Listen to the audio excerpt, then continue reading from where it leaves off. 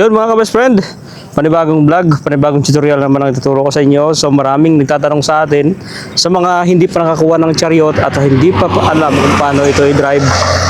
Ngayon tuturuan nyo kayo mga ka-best friend kung ano ba yung mga tamang pagmamaneho at procedure ng pagmamaneho nitong trike na to.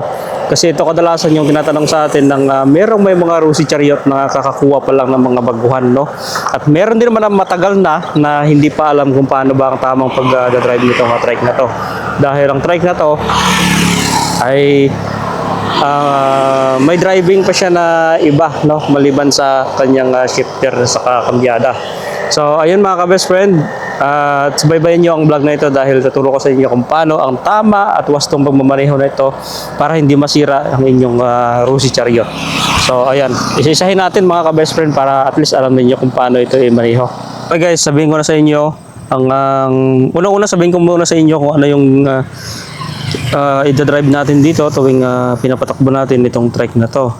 Ang trike na ito mga ka-best friend, alamin muna natin yung kanyang mga function sa ating pagmamaneho. Meron itong clutch mga ka-best friend at bilis, ginagawan ng karerahan yung bypass road. So ito naman, ito yung ating clutch lever, yung ginagamit natin tuwing bago natin siya patakbuhin, kailangan natin i-diin. At yun, meron itong gear shifter. Ito naman yung tinatawag na gear shifter para sa cambio. Yan, pagka-change gear natin siya. Ito naman yung atrasabante. Ito yung kailangan yung malaman. Yan ang ginagamit pagka i-atras natin siya at ibante. Yan. At si Rusi chariot mga ka-best friend, meron itong handbrake. Huwag nyo kakalimutan lagi itong kanyang handbrake, no? Parang sasakyan na rin yan. Merong handbrake. Yan ang inaangat tuwing magpaparking tayo. So, okay, ulitin natin. Ang ating ang function ng mga function nito, ito yung clutch. Iyon yung gear shifter, ito yung atrasabante, ito naman yung handbrake. Iyon naman yung foot brake o yung brake pedal natin. So, at dito naman sa kanan yung ating gasoline accelerator, no? Gas accelerator. So, yon, para malaman nyo ay isisahin ko sa inyo kung paano ito i-drive mga ka-best friend. Okay guys, si chariot, bago natin siya i-start, syempre kailangan kabisaduhin muna natin yung side mirror, tama ba sa ating paningin, left and right. Kailangan compact yung ating paningin para makita natin yung both side ng ating dadaanan. Then meron itong susian, start natin. Start natin siya. Yan. Katulad ng sinabi natin kanina, ang tamang pagmamaneho dito at pag-iingat ay tatagal talaga yung ating trike. And syempre, ganito lang yan mga ka-best friend. Una ay meron tayong foot brake dito. Papakan natin yung ating foot brake. Yan. Then, release natin itong handbrake. Yung handbrake natin sa kaliwang side yan. Sa mga 4 wheels naman sa kanan. Ito naman sa trike ay sa kaliwang side. Then, pag na-release natin yung handbrake, mga ka-best friend, hawakan natin yung clutch. Ito yung clutch natin yung nasa kaliwa na parang preno. Ito yung lever na to. Ito yung hawakan natin, pitin natin. Then, kambya natin yung gear shifter. Ito yung gear shifter natin. Ito. Kambya lang natin guys. Tapos bitawan natin ng paunti-unti yung clutch. Yan, tatakbo na yan. So, ganun lang. Paano ba natin gamitin itong atrasabante? Pag gagamitin natin yung atrasabante, need natin neutral para maganda yung pasok. So, then i-atras natin. Hawakan natin yung clutch. Tapakan natin yung atrasabante sa likod. Yan. Then, kambyan natin primera. So, yan lang guys. Ganyan lang kadali yung pagmamaneho nito. So, pag inapakan natin yung atrasabante dito sa likod, atras yan. Pag sa harap, bante. Yan. Then, pag ipaparking natin siya, angat lang natin tong handbrake. Yan. So, ganun lang ka-basic ang gumamaneho nito. Huwag kalimutan lagi ang handbrake kasi tatakbo ng walang driver ang chariot pagka hindi naka-handbrake. Kahit naka-off yan. No? So, ganun lang kadali ang pagmamaneho nito. Hawak ng clutch, hapak ng primera, then konti-unti nyo lang bitawan yung clutch. Parang motor lang din naman, ka-best friend. So, ganito yung tunog ng ating makina. Yan. Okay, pagkagamitin natin itong ating atas abante, kailangan naka-neutral muna yan para hindi matigas ikambya ito at para hindi masira. So, need nyo, kailangan yung in-neutral muna bago gamitin itong atras abante. Kasi pag naka-apa kayo ng primera, segunda, kahit naka-clutch pa kayo, then pinapakan nyo ito, masisira po katagalan itong atras abante, mabubungi dahil sa naglalak pa yung kanyang gear sa loob.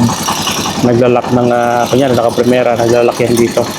Pagka hindi mo siya neutral niya, hindi siya naka-neutral. So need muna mag-neutral bago nyo tapakan itong atras abante. So ganun yung tamang proseso ng pagmamaneho nitong trike na to. Yun.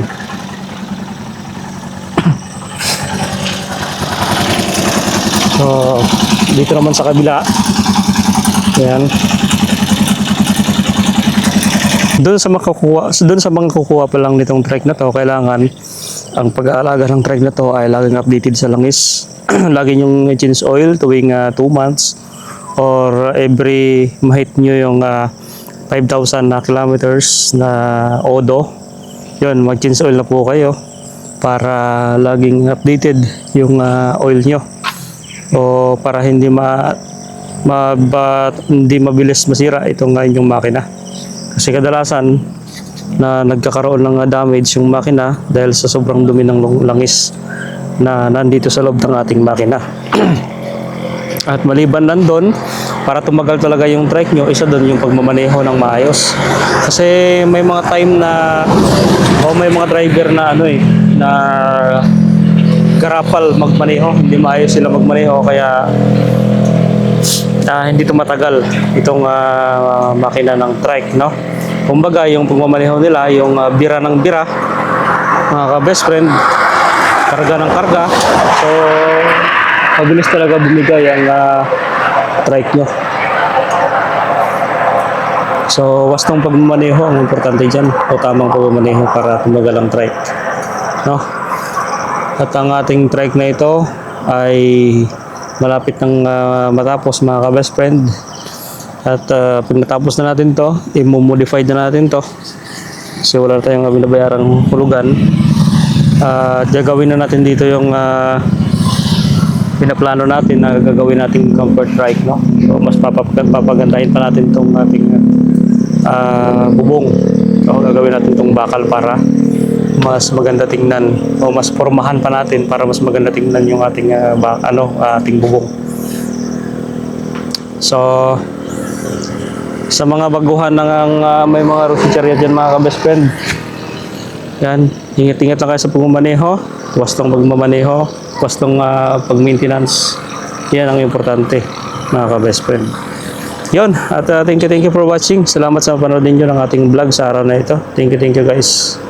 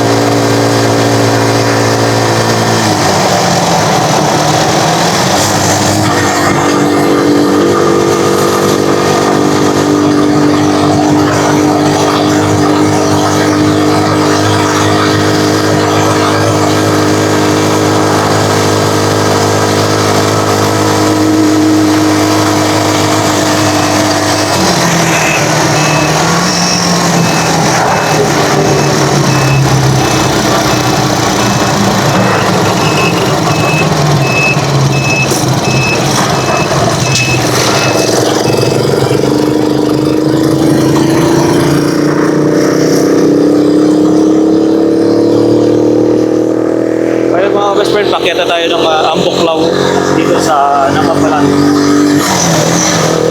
Matarik, sana kayanin.